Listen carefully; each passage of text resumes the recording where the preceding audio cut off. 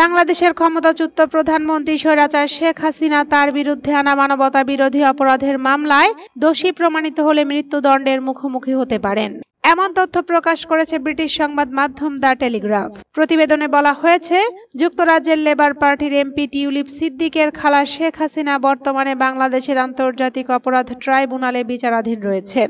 অভিযোগ অনুযায়ী ৭৮ বছর বয়সী রাজনৈতিক নেতা রাষ্ট্রীয় বাহিনীকে আন্দোলনকারীদের বিরুদ্ধে প্রাণঘাতী অস্ত্র ব্যবহার করার নির্দেশ দিয়েছিলেন, যার ফলে প্রায় ১,৪০০ মানুষ প্রাণ হারিয়েছেন। প্রসিকিউশন দাবি করেছে, প্রদর্শিত প্রমাণ অনুযায়ী তিনি সরাসরি হত্যাকাণ্ডের নির্দেশ দিয়েছেন এবং মৃত্যুদণ্ডপ্রাপ্য।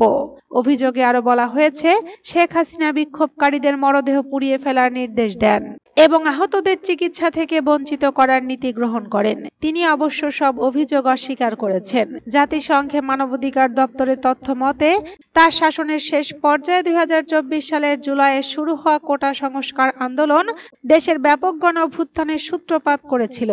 আন্দোলনকারীরা পরে তার পদত্যাগের দাবি তোলে। গত ৫ আগস্ট জনতার চাপের মুখে শেখ হাসিনা দেশ ত্যাগ করেন। একই দিনে ঢাকায় চলা বিক্ষোভে নিরাপত্তা বাহিনীর গুলিতে অন্তত ৫২ জন নিহত হন, যা বাংলাদেশের সাম্প্রতিক ইতিহাসের সবচেয়ে ভয়াবহ ঘটনায় গণ্য করা হয়। তার শাসনামলে ভোট কারচুপি, বিচার বহির্ভূত হত্যা, গুম ও নির্বিচারে গ্রেফতারের মতো মানবাধিকার লঙ্ঘনের অভিযোগ উঠেছে। প্রসিকিউটর মইনুল করিম জানান, শেখ হাসিনার বিরুদ্ধে ফোন রেকর্ড, ভিডিও চিত্র ও প্রত্যক্ষদর্শীর সাক্ষ্য সহ নানা প্রমাণ আছে, যা তাকে সরাসরি হত্যাযজ্ঞের সঙ্গে যুক্ত করে। তিনি বলেন, আমরা প্রমাণ করতে পারব যে তিনি মৃত্যুদণ্ডের যোগ্য অপরাধ করেছেন। এই মামলায় ইতিমধ্যে শেখ হাসিনা ও সাবেক স্বরাষ্ট্রমন্ত্রী আসাদুজ্জামান খানের বিরুদ্ধে গ্রেফতারি পরোয়ানা জারি হয়েছে। ধারণা করা হচ্ছে তারা বর্তমানে ভারতে অবস্থান করছেন।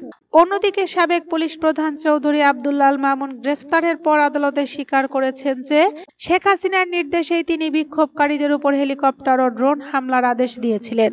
প্রধান প্রসিকিউটর তাজুল ইসলাম আদালতে বলেন, শেখ হাসিনা ১,৪০০ জন মৃত্যুর দায়ে দণ্ডিত হওয়া উচিত। মানবিক কারণে একটি মৃত্যুদণ্ড যথেষ্ট। রবিবার থেকে প্রতিরক্ষা আইনজীবীরা আদালতে তাদের যুক্তি উপস্থাপন শুরু করেছেন। চূড়ান্ত রায় নভেম্বরের মাঝামাঝি ঘোষণার সম্ভাবনা রয়েছে।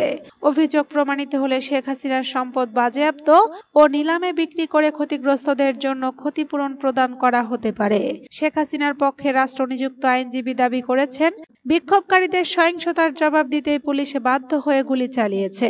বর্তমানে শেখ হাসিনা আদালত অবমাননার মামলায় ৬ মাসের সাজাপ্রাপ্ত এবং তার বিরুদ্ধে দুর্নীতির আরেকটি মামলাও চলমান। একই প্রতিবেদনে বলা হয়েছে, শেখ হাসিনার ভাতিজি এবং ব্রিটিশ এমপি টিউলিপ সিদ্দিকীও যুক্তরাজ্যে বিচারাধীন। অভিযোগ, তিনি রাজনৈতিক প্রভাব ব্যবহার করে বাংলাদেশে পরিবারের জন্য জমি বরাদ্দের সুবিধা নিয়েছেন। তবে তিনি অভিযোগ অস্বীকার করেছেন। বাংলাদেশে আগামী ফেব্রুয়ারিতে জাতীয় নির্বাচন অনুষ্ঠিত হওয়ার কথা। রাজনৈতিক বিশ্লেষকরা মনে করছেন, বর্তমানে বিএনপি জনসমর্থনে এগিয়ে আছে।